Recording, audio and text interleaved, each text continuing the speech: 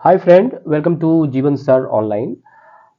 आम जनता कई रूप में अपने पैसे को जो है वो फाइनेंशियल इंस्ट्रूमेंट के रूप में जमा करते हैं, या वो बैंक अकाउंट हो या करेंट अकाउंट हो, डीमैट अकाउंट हो, या वो आपका स्टॉक जो आपका डीमैट अकाउंट में है, या म्यूचुअल फंड के रूप में आप पैसा लगाते हैं, फिक्स डिपॉजिट के रूप में लगाते हैं, या गवर्नमेंट बॉन्ड या कॉर्पोरेट बॉन्ड आप बाय करते हैं, परचेज करते हैं। तो उसमें नॉमिनेशन जो है जो नॉमिनी का नाम जो है वो कहीं ना कहीं आप नहीं डालते हैं, और इसका यही कारण है कि आज बैंकों के पास लाखों करोड़ रुपया जो है अनक्लेम्ड जो है पड़े हुए हैं, और सरकार इस पर जो है चिंतित है।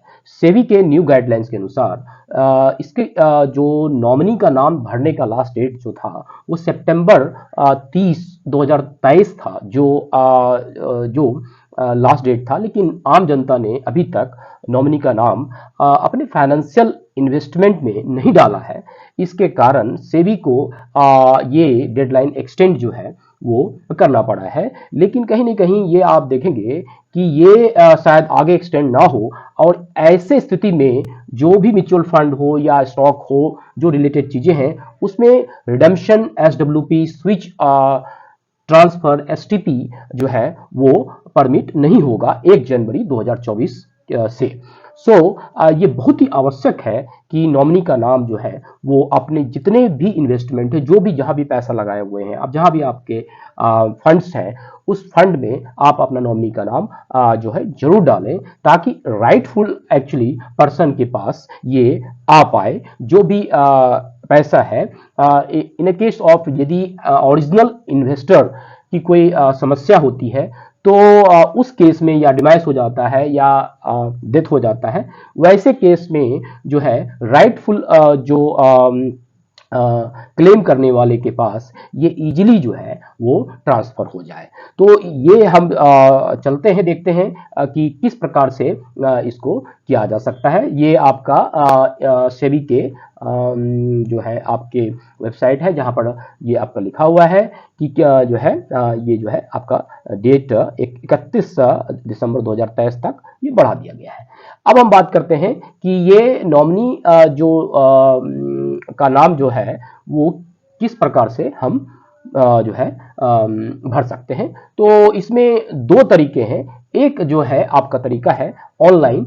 ऑनलाइन मेथड के थ्रू आप डिफरेंट एक्चुअली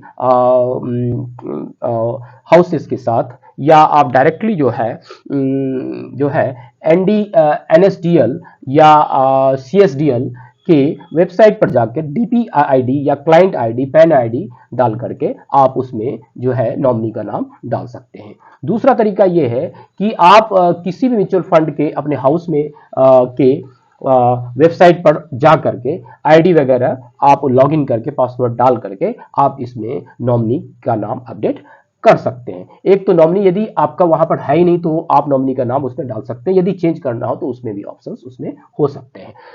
तीसरा है कि आप ऑनलाइन मोड के अंतर्गत कैंप्स जो सबसे बड़ी कॉर्पोरेट एक्चुअली सर्विस जो है प्रोवाइडर है, ये एक डिस्ट्रीब्यूटर एंड ट्रांसफर एजेंसी है, जिसके थ्रू भी आप लॉगिन करके जो है नॉमिनी का नाम उसमें डाल सकते हो। नेक्स्ट है जो है ऑफलाइन मोड में। ऑफलाइन मोड में आप जो है किसी भी ब्रांच में, या वो कैंप्स का ब्रांच हो या एनएसडीएल के ब्रांच हो या आप कियोस्क हो, कहीं पर भी मतलब जा करके, या म्यूचुअल फंड के जो हाउसेज हैं वहाँ के जो ऑफिस है, मान लीजिए एसबीआई म्यूचुअल फंड है, तो एसबीआई के ब्रांच में जाकर, बैंक के ब्रांच में जा करके आप अपने नॉमिनी का नाम डाल सकते हो। फोलियो के अंतर्गत उसमें एक ऑप्शन होता है लास्ट में, वहां पर डाल सकते हो। तो आज मैंने आपको ये बताया कि जो है सेबी ने ये डेट एक्सटेंड किया है, और इसको जल्द से जल्द अपने नॉमिनी का नाम जरूर डालें, ताकि